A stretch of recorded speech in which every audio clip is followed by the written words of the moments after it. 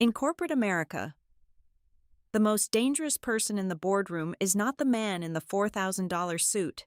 It is the invisible girl pouring the coffee, collecting your dirtiest secrets. They thought I was cheap furniture in their billion-dollar empire. They forgot one basic rule of survival. Never hand the server keys and the drinks to the person you just robbed of everything. The downfall always begins with a very soft knock. Hello, everyone. Before today's story begins, we'd like to share a quick message. YouTube recently removed our monetization, cutting off our income. If you enjoy this story, we humbly ask for just $1 to help pay our staff so they can make a living and keep creating for you. Thank you for saving us. Now, let's begin the story. My name is Scarlett Rivera. I am 32 years old, and if you looked at the organizational chart of Lumina Biosystems, you would see my name neatly typed next to the title of Junior Data Analyst. But in the tempered glass boardroom on the 40th floor of our Austin, Texas headquarters, titles do not mean a damn thing. To the board of directors, I am the eternal intern, the girl who fetches the iced lattes, the silent ghost who wipes down the mahogany table, and the glorified pack mule who carries their printed reports because they are too lazy to open a digital file. Lumina Biosystems used to stand for something. A decade ago, it was a beacon of green technology, built on a mission to purify the world's dying rivers. Now, the only green these men care about is the kind that pads their offshore bank accounts. The air in this building no longer smells like innovation. It reeks of cold, hard, practical capitalism, heavily masked by expensive colognes and the stench of toxic bro culture. I balanced a heavy silver tray, carrying 6 artisanal cold brew coffees and a thick stack of data analytics reports. My arms ached from being up for 48 hours straight, crunching the numbers they demanded by Friday morning. I pushed open the heavy oak door with my shoulder, stepping into the lion's den. Sitting at the head of the table, sprawling in his ergonomic leather chair like a feudal king, was Trenton Sterling. Trenton was 48 years old, a former Wall Street shark brought in 2 years ago to streamline operations. He was the absolute embodiment of corporate arrogance. This was a man who casually expensed $20,000 nights at VIP casino suites in Las Vegas as team-building exercises. To Trenton, casual verbal harassment was not a human resources violation. It was just the boyish charm of an assertive leader. As I placed his specific triple-shot vanilla cold brew on a coaster, Trenton did not even look up from his phone. "Rivera," he drawled, his voice dripping with bored condescension. "Did you buy this cardigan at a thrift store in 1998? You look like a substitute librarian. We are a billion-dollar tech empire, not a charity drive. Try to look the part next time, sweetheart." A chorus of low chuckles erupted around the table. 6 pairs of eyes, belonging to men who made 7 figures a year, stared at me with pure amusement. I swallowed the bile rising in my throat. "I have the quarterly projections you asked for, Mr. Sterling," I said quietly, sliding the thick, bound report toward him. "It details the risk assessment for the new pivot." Trenton finally looked up. He glanced at the report, then at me. Without breaking eye contact, he picked up the document, the result of my 2 sleepless nights, and casually tossed it over his shoulder into the stainless steel trash can. It landed with a heavy thud. "I do not need to read numbers from a glorified secretary who still drinks tap water," Trenton sneered, adjusting his $4,000 suit jacket. "Your job is to bring the caffeine and take away the trash. Now, go stand in the corner, Rivera, and do try to just stand in the corner and breathe quietly. We have actual business to discuss." I did not argue. I did not cry. I simply nodded, stepped back, and pressed my spine against the cold glass wall at the edge of the room. They forgot I was there the moment I stopped moving. Trenton stood up, clicking a remote to bring the massive digital projector to life. "Gentlemen," he announced, flashing a brilliant predatory smile, "it is time to trim the fat. Effective immediately. We are completely killing the AquaPure initiative." A murmur rippled through the room. AquaPure was the clean water technology project. It was the absolute heart of Lumina. The the legacy the founders built the entire company upon. Instead, Trenton continued, clicking to a slide showing a massive upward trending graph. We are reallocating all capital to the synthetic agrochemical division. We are going to manufacture the new pesticide variant.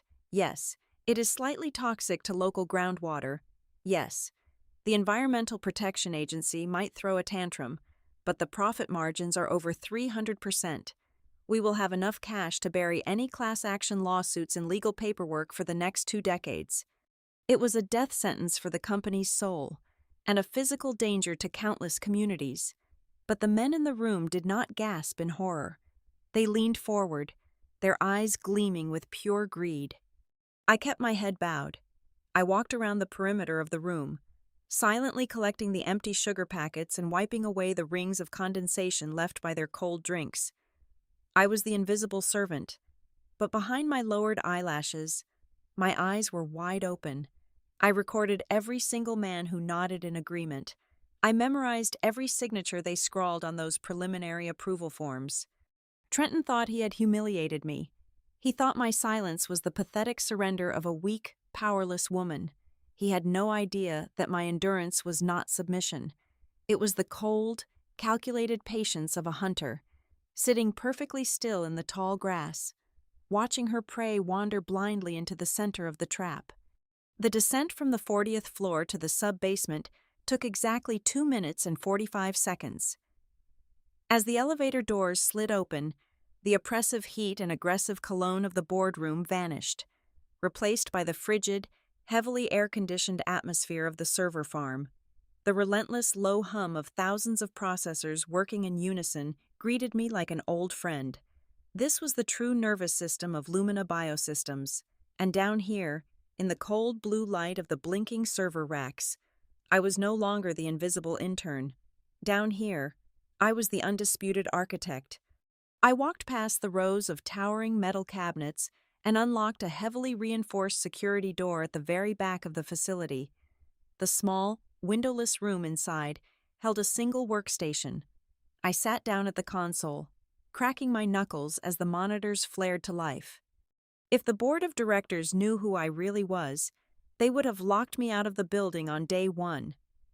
I was not just some desperate hire off the street. I was the granddaughter of Arthur Rivera, the original founder of this company. When my grandfather passed away, he left me a 12% equity stake in Lumina. It was supposed to be my voice, my sword to protect his vision. But I was young, grieving, and naive. Trenton Sterling swooped in with his army of corporate lawyers and activated a buried contingency clause, locking my shares into a dormant trust. I retained the equity on paper, but my voting rights were completely frozen until my 35th birthday. To them, I was neutralized. A minor annoyance they could keep an eye on by trapping me in a low-level analytics role. They thought they had clipped my wings. They had no idea they simply forced me to learn how to crawl through the vents. My fingers flew across the mechanical keyboard 2 years ago when they tasked me with auditing the archaic security protocols of the company network. I did exactly what they asked, but I also wove a deeply hidden backdoor directly into the root architecture of the system. It was an invisible thread that connected my basement terminal to every single piece of data that moved through the building. I executed the script. Lines of green code cascaded down the black screen as my backdoor silently bypassed the enterprise firewalls. I bypassed the standard executive servers and drilled straight into the hidden, encrypted network partitioned exclusively for Trenton. I was not looking for company memos. I was looking for the ghosts he kept hidden in his personal, encrypted offshore accounts. It took less than 15 minutes for the encryption to shatter. I opened a folder marked only with a single alphanumeric string. My eyes scanned the decrypted emails and hidden ledger files. The blood slowly drained from my face. The room suddenly felt 10 degrees colder. Trenton was not just a greedy executive pushing for higher profit margins. He was an active saboteur, the pivot to toxic agrochemicals, the abrupt killing of the Clean Water Initiative, the intentional mismanagement of public relations over the past 6 months. It was all a meticulously choreographed dance of destruction. He was colluding directly with Vanguard Peak, a notorious Wall Street vulture fund known for hostile takeovers. The emails outlined the entire strategy in brutal, undeniable clarity. Trenton was intentionally driving Lumina's stock price into the ground. He was starving the company of its positive public image so Vanguard Peak could swoop in and acquire the entire corporation for absolute pennies on the dollar. And his reward for delivering my grandfather's legacy on a silver platter, a privately routed $50 million consulting fee, payable to a shell corporation in the Cayman Islands the moment the acquisition was finalized. I stared at the glowing numbers. If this deal went through by the end of the month, Vanguard Peak would strip the company for its patents and liquidate the rest. Over 4,000 employees would lose their jobs. The clean water technology my grandfather dedicated his life to would be buried in a corporate vault forever. Everything would become ash. I leaned back in my chair, the hum of the servers vibrating through my bones. Despair tried to claw at my throat, but I forced it down, replacing it with a cold, absolute rage. My 12% stake was useless on its own. The corporate bylaws were ironclad. To initiate an emergency board action and trigger the golden veto clause, the one mechanism capable of immediately terminating a sitting chief executive officer without board approval, required a massive show of force. I needed a simple majority. I needed 51% of the shareholder voting power.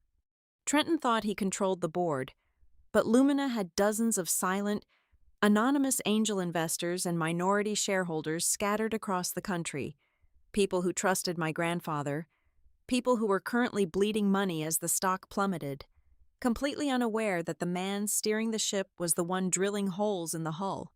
A wild, reckless plan began to crystallize in my mind. Trenton was using financial deception as his primary weapon. I would use the absolute truth as mine. I was going to hunt down every single ghost shareholder on that registry. I would feed them the very dirty financial reports Trenton thought he had hidden. I was going to build a phantom army right under his nose, and I was going to take my company back.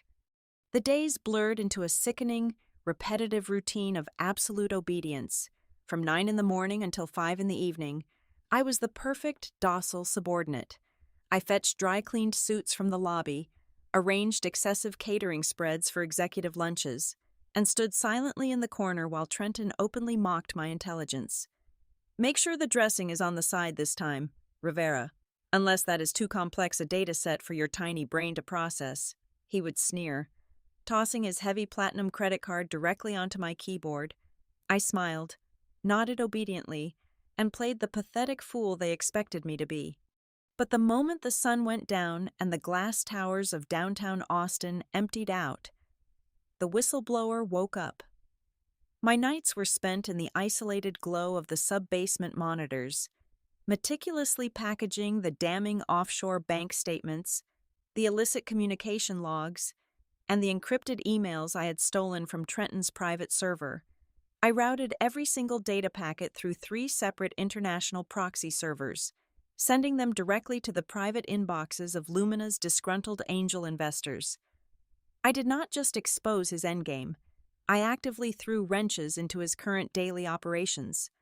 When Trenton attempted to quietly buy out smaller voting blocks to solidify his own position before the final sale, I intercepted the digital contract appendices. I changed a single crucial decimal point here, subtly altered a massive liability clause there, and scrambled the routing numbers for the escrow accounts. It was just enough targeted sabotage to cause his highly paid legal teams to panic, delaying his negotiations by weeks while they frantically scrambled to find the source of the clerical errors. I was bleeding him of his most valuable resource: time. It was a Tuesday, a little past midnight. When the shadow campaign nearly collapsed, I was deep in the server farm, running a complex decryption key on a brand new batch of Vanguard Peak communications. The relentless hum of the industrial cooling units masked the sound of heavy footsteps in the corridor until it was almost too late. The heavy security door handle slammed downward with a sharp, violent metallic clack. My heart slammed against my ribs with terrifying force. I had less than 2 seconds to react. I violently yanked the master USB drive from the terminal port, slapped my palm onto the keyboard shortcut to instantly kill the command prompt window, and threw open a dummy human resources spreadsheet I kept minimized for emergencies. The heavy door swung inward. Standing in the doorway, reeking of expensive scotch, tobacco, and sheer paranoia, was Richard Vance, Trenton's chief operating officer and personal attack dog. His bloodshot eyes darted around the freezing room, finally locking on to me. "Rivera, what the hell are you doing down here in the dark?" I deliberately made my breath catch in a harsh, ragged gasp.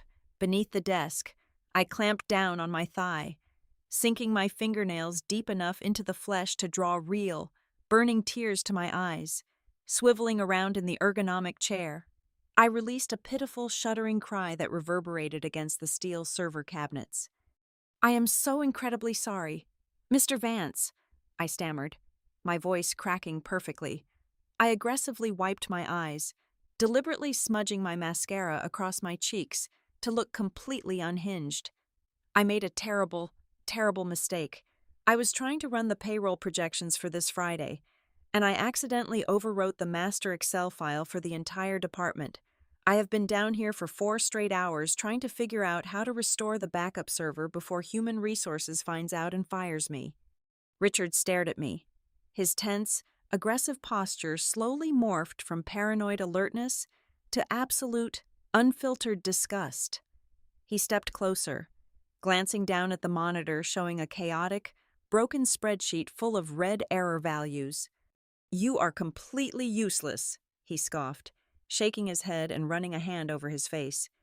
"Do you realize I thought we actually had a corporate spy down here? And it is just you, crying over a basic spreadsheet like a complete idiot. Fix your mess and get out of this building before I tell Trenton to fire you myself." "Yes, sir. Thank you. Sir, I am so sorry," I whimpered, keeping my head bowed low until the heavy reinforced door clicked shut behind him. I sat perfectly frozen in the freezing room for 10 full minutes, waiting for my violently shaking hands to finally steady. The line between absolute victory and a federal prison cell was terrifyingly thin. Despite the near miss, by the end of the second week, my shadow campaign began to yield massive results. The encrypted replies started trickling in. Outraged founders, furious early financial backers, and deeply betrayed silent partners secretly pledged their voting proxies to my dormant trust. Every single night, I updated my own hidden ledger, 8%, 15%, 30%. When a retired biotech pioneer from Seattle finally signed her proxy over to me after reading the Vanguard Peak emails, my total voting power climbed to 42%. It was a monumental victory, but the corporate math was completely unforgiving. I still needed exactly 9% to hit the 51% absolute majority required to trigger the golden veto clause. I frantically scoured the shareholder registry. The remaining small shareholders were too scattered, too frightened of retaliation, or already bought off by Trenton's deep pockets. There was only one viable target left on the entire board: Marcus, a man whose last name was whispered with genuine fear in financial circles. Marcus was a ruthless, cold-blooded tech billionaire who held a solid 10% equity stake in Lumina Biosystems. He was a notorious financial predator who cared about absolutely nothing but raw profit margins. He despised Trenton on a deeply personal level, viewing the CEO as a sloppy, loud-mouthed amateur who spent too much company money on lavish parties. But Marcus would gladly let the Clean Water Project burn to the ground if it meant a healthy return on his investment. Getting a man like Marcus to side with a nobody intern like me was not just a gamble, it was corporate suicide. But he was the only mathematical path to victory. Before I could even begin to formulate a strategy to approach a man who lived behind walls of private security, my phone vibrated violently against the metal desk. A second later, my email chimed. Then, the emergency broadcast system of the entire internal Lumina network lit up in stark red text across all of my monitors simultaneously. I opened the priority message, my blood turning to solid ice in my veins. Trenton had grown paranoid and impatient with the mysteriously stalled contract negotiations. He was bypassing the slow, methodical buyout strategy entirely. The email was a formal, legally binding summons to all major stakeholders and board members. He was invoking an emergency executive privilege to force an immediate shareholder meeting to finalize the Vanguard Peak acquisition and liquidate the company. He was not waiting until the end of the month. The final vote was set to take place in exactly 3 days. 72 hours. That was all the time I had left to corner a ruthless billionaire, secure 10% of a billion-dollar company, and drag the most powerful, arrogant men in the industry directly to the slaughterhouse. I closed the email, grabbed my bag, and walked out of the server room. The time for hiding in the shadows was completely over. The air on the penthouse rooftop of the Grand Monarch Hotel tasted like imported caviar and impending treason. It was the night of the annual Lumina Biosystems Gala, an event traditionally meant to celebrate innovation. Tonight, however, it was a lavish, masqueraded funeral. Crystal chandeliers swayed gently in the warm Texas breeze, casting a fractured, dazzling light over a crowd of billionaires and corporate vultures who were eagerly waiting to pick the bones of my grandfather's legacy. I was not invited, of course, but invisibility has its advantages. I had traded 2 weeks of vacation days to a sympathetic catering manager to secure a uniform for the night. Dressed in a stark black vest and a crisp white shirt, carrying a heavy silver tray loaded with crystal flutes of champagne. I was merely part of the moving scenery. Across the marble terrace, Trenton Sterling was holding court. He was already deeply intoxicated, his face flushed, holding a glass of $1,000 bourbon. He was surrounded by the exact men who were about to gut the company, openly toasting to the massive payouts they would receive by Friday. His booming, arrogant laughter echoed over the smooth jazz playing in the background. As I navigated the crowd, my eyes locked onto my actual target. Standing slightly outside Trenton's immediate circle of sycophants was Marcus. He wore a tailored charcoal suit that probably cost more than my annual salary. He was not laughing. He looked at Trenton with the cold, calculating disdain of a wolf watching a very loud, very stupid sheep. Marcus was the holder of the critical 10%. I took a deep breath, steadying the tray, and walked directly toward the group. Trenton spotted me, his eyes narrowed, recognizing the face of his favorite target even in a server's uniform. A cruel, predatory smile spread across his lips. "Well, look who decided to dress up," Trenton announced loudly, silencing the men around him. "Rivera, I did not know you moonlighted as the help, though I suppose pouring drinks is the absolute ceiling of your intellectual capacity." The group erupted into a chorus of sycophantic laughter. Marcus did not laugh. He simply watched, his face completely unreadable. Trenton raised his hand, holding a small silver cocktail fork from an appetizer plate. He looked me dead in the eyes and intentionally opened his fingers. The fork clattered sharply against the pristine white marble floor, right next to his polished Italian leather shoes. "Oops," Trenton slurred, feigning surprise. "Be a good girl, Rivera. Pick that up for me. The floor is exactly where you belong anyway." The humiliation was a physical weight pressing down on my shoulders. Every instinct screamed at me to smash the tray of crystal glasses into his smug face. But I remembered the cold servers in the basement. I remembered the thousands of jobs on the line. I swallowed my pride, pasting on a blank, subservient expression. "Right away, Mr. Sterling," I said softly. I slowly knelt on the hard marble. As I bent down to retrieve the silver fork, I positioned myself perfectly. Marcus was standing mere inches to my right. Under the cover of my wide serving tray and the sweeping motion of my arm, my left hand darted out. With the practiced speed of a pickpocket, I slipped a small, matte black flash drive directly into the side pocket of Marcus's suit jacket. Attached to the drive was a tiny adhesive note with 4 words written on it. "Read now, South Balcony." I stood up, placing the dirty fork on my tray, and walked away without looking back, leaving Trenton to revel in his pathetic display of dominance. I retreated to the isolated, unlit southern end of the rooftop terrace. The heavy bass of the jazz band was muffled here, replaced by the howling of the wind sweeping across the Austin skyline. I checked my watch. 5 minutes passed. then 8. Just as doubt began to claw at my stomach, a tall shadow detached itself from the party and stepped into the darkness of the balcony. It was Marcus. He held the small black flash drive in the palm of his hand. His expression was no longer bored. It was utterly lethal. "You have exactly 2 minutes to explain what this is, little girl, before I have security throw you off this roof," Marcus said, his voice a low, dangerous gravel. I did not flinch. I did not apologize. I dropped the subservient intern persona instantly, standing straight and meeting his cold stare with one of my own. "I am not a little girl, Marcus, and you are currently losing money by the second," I said, my voice sharp and steady. "I know you despise Trenton. I know you are only backing his acquisition deal because he promised you a massive return on investment, but the data on that drive proves he is completely playing you." Marcus stepped closer, looming over me. "Explain." "Trenton is taking a $50 million kickback from Vanguard Peak," I continued rapidly. "But that is not the worst part.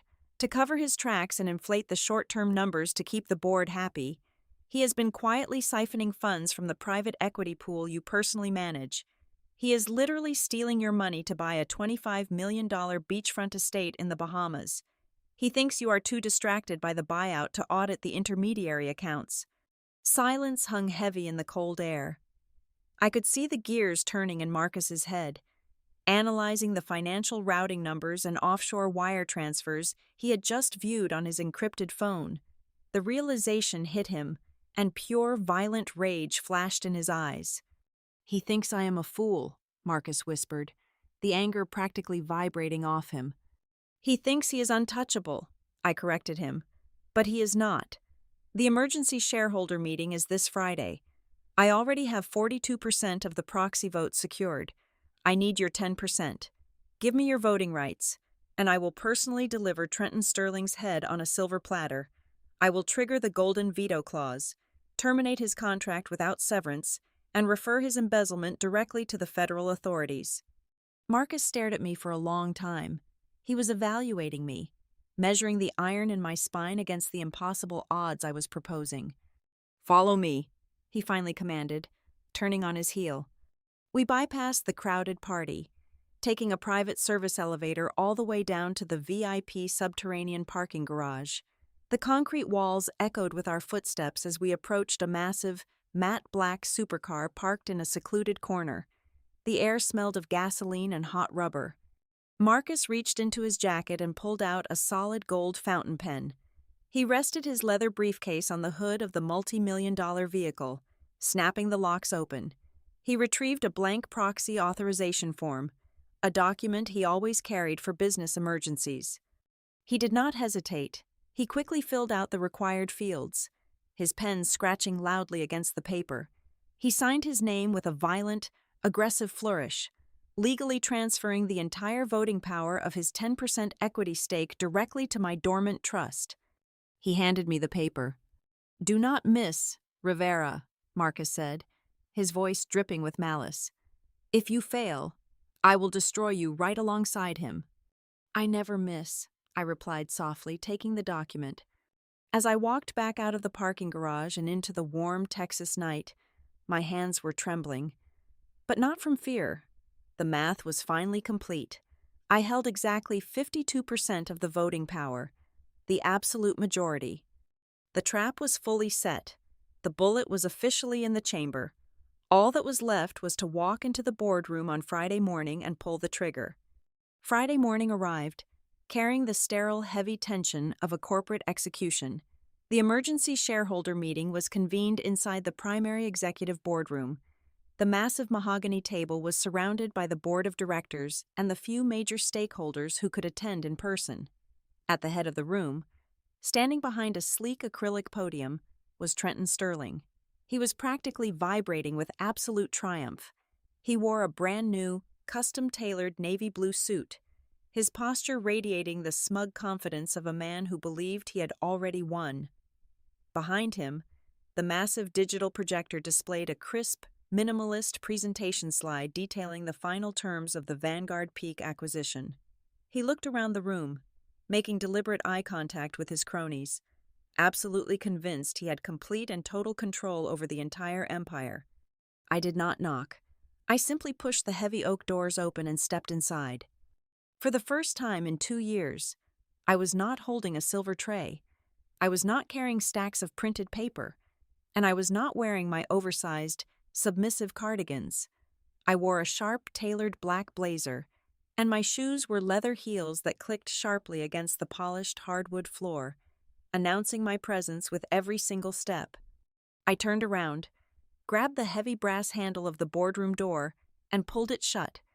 I reached into my pocket, pulled out a small electronic overriding key, and pressed it against the biometric security scanner on the wall. A sharp, loud, metallic clanking sound echoed through the silent room as the titanium deadbolt slid into place. I had rewritten the master security clearance at 2 o'clock in the morning. The door was now entirely sealed off from the rest of the building. Trenton stopped mid-sentence.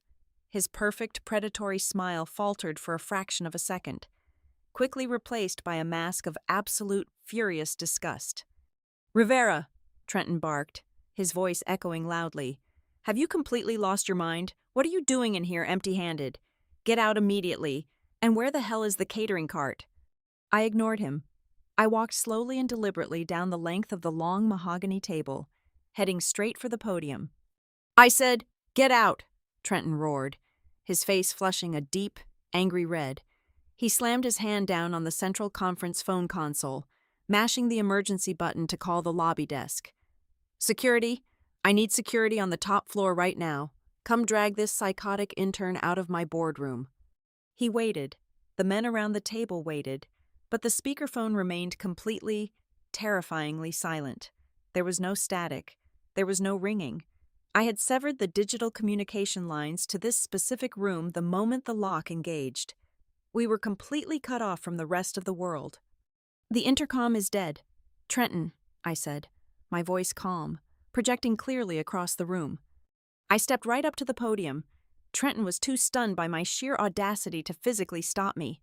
I reached over, forcefully unplugged the video cable from his sleek silver laptop, and jammed it directly into the side of my own encrypted hard drive. The massive screen behind him flickered violently. The pristine corporate slide detailing the company buyout vanished. In its place, a chaotic collage of raw, undeniable financial crimes illuminated the darkened room. There were high-resolution scans of offshore bank statements routed through the Cayman Islands. There were heavily encrypted emails, now fully translated, detailing his exact, step-by-step collusion with Vanguard Peak and Dead Center.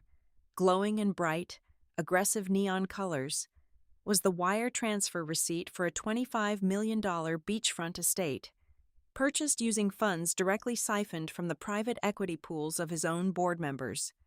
The silence in the boardroom shattered instantly. Absolute chaos erupted. It was like dropping a live grenade into a small, enclosed box. The men who had just been nodding in obedient agreement with Trenton suddenly scrambled backward in their ergonomic chairs. Richard Vance, his chief operating officer, turned a sickening shade of pale gray, staring at his own signature forged on an illicit subsidiary contract displayed on the screen. "What is this?" one of the senior directors yelled, his voice cracking with genuine panic. "Sterling, what the hell are we looking at?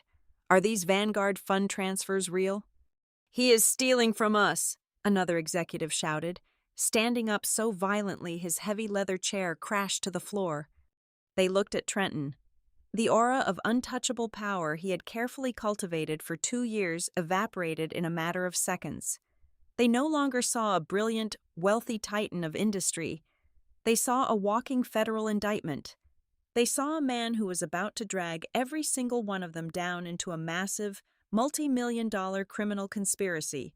The executives physically recoiled, pressing themselves against the glass walls of the room, treating Trenton like he was suddenly radiating a highly contagious, deadly disease.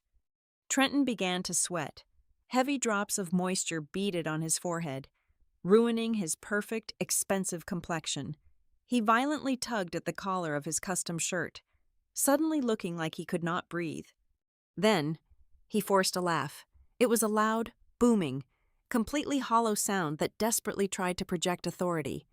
"Gentlemen, gentlemen, please calm down," Trenton shouted, waving his hands frantically to quiet the room. "Look at her. Look at who is standing there. It is Rivera. She is a low-level data clerk. She is a nobody. This is a pathetic, desperate forgery. She probably manufactured these documents using artificial intelligence because she is bitter about her performance reviews." He turned to me, his eyes wide and unhinged, leaning over the podium like a trapped rabid animal. "You think you can just walk in here with fake spreadsheets and ruin a billion-dollar deal?" Trenton spat, his spit hitting the acrylic surface of the podium. He turned back to the panicked board. "We are not entertaining this absolute circus for one more second. I demand we proceed with the agenda. I call for the immediate, final vote to authorize the sale, right here, right now." I did not raise my voice. I simply reached into the inner pocket of my blazer and pulled out a thick, legally bound, notarized document. I tossed it effortlessly onto the center of the massive table.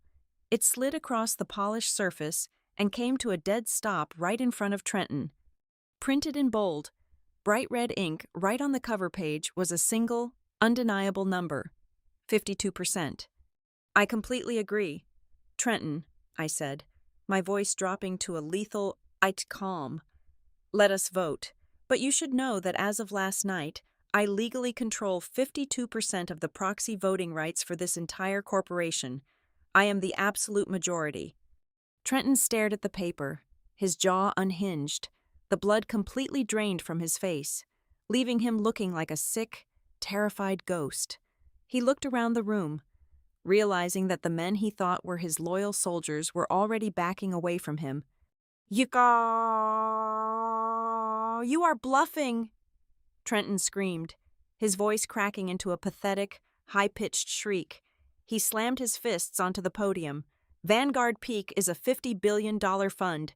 They will bury you. They will sue you into absolute oblivion. You cannot stop this acquisition." I smiled. It was the first genuine smile I had worn in this building in 2 years.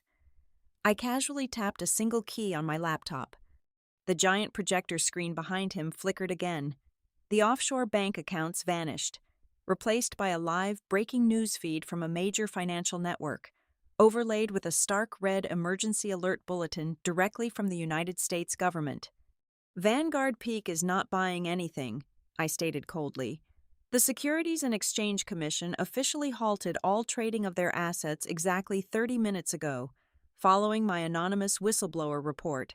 The Federal Bureau of Investigation simultaneously raided their Manhattan headquarters. Right now, federal agents are physically boxing up their servers. Your buyers are going to federal prison, Trenton, and you are going with them." Trenton staggered backward. He bumped into the digital projector screen, his shadow swallowed by the glaring red alert behind him. The arrogant, untouchable king of Lumina Biosystems was entirely broken. He had no legal cover, no corporate allies, and no escape route. I walked around the podium and approached the massive leather chair at the head of the table, Trenton's chair. I did not ask for permission. I simply sat down, interlacing my fingers on the mahogany surface. "As the controlling shareholder, I am officially taking the chair of this meeting," I announced to the deadly silent room.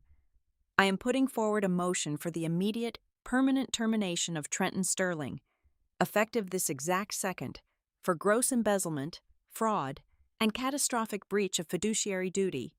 All those in favor?" I did not even have to look. The sound of rustling fabric filled the room as every single executive around that table shot their hands straight up into the air. These were men who worshipped money and feared prison above all else. To save their own lucrative salaries and avoid being dragged into Trenton's federal indictment, they threw him to the wolves without a single moment of hesitation. It was a unanimous, ruthless slaughter. I pressed the security remote in my pocket. The heavy titanium deadbolts on the boardroom doors clicked open. 2 uniformed security guards stepped into the room. They were the exact same guards Trenton had verbally abused and threatened to fire just 3 days ago for parking too close to his designated space. They did not look sympathetic. They looked eager. "Mr. Sterling," the head guard said, his voice flat and unapologetic, "you are trespassing. We need you to vacate the premises immediately. Trenton tried to formulate a sentence, but only a pathetic, breathless gasp escaped his lips. The guards did not wait. They grabbed him by the arms of his $4,000 suit, practically dragging him away from the podium. The men at the table watched in total silence as the former chief executive officer was hauled out of the room, stripped of his dignity, his power, and his freedom. The heavy oak doors swung shut, sealing the room once again. I looked down at the coaster next to the keyboard. Trenton's custom triple-shot vanilla cold brew was still sitting there. I picked it up, took a long, slow sip of the melting, watered-down coffee, and set it back down. "Gentlemen," I said, looking at the terrified faces of the surviving board members, "cancel the agrochemical contracts. We are fully reinstating the Clean Water Initiative by 2 o'clock this afternoon. Any objections?" No one moved. No one breathed. The invisible intern was gone. The new order had officially begun. Thank you so much for listening to today's story. We hope you enjoyed it. As an ad-free channel, your support is what keeps us alive. Please support Boss Revenge Stories with just $1 via the QR code on the screen, or click the link in the description box or pinned comment. Also, we'd love to connect with you. Please leave a comment telling us which city or state you're listening from. Thank you for standing with us, and see you in the next stories.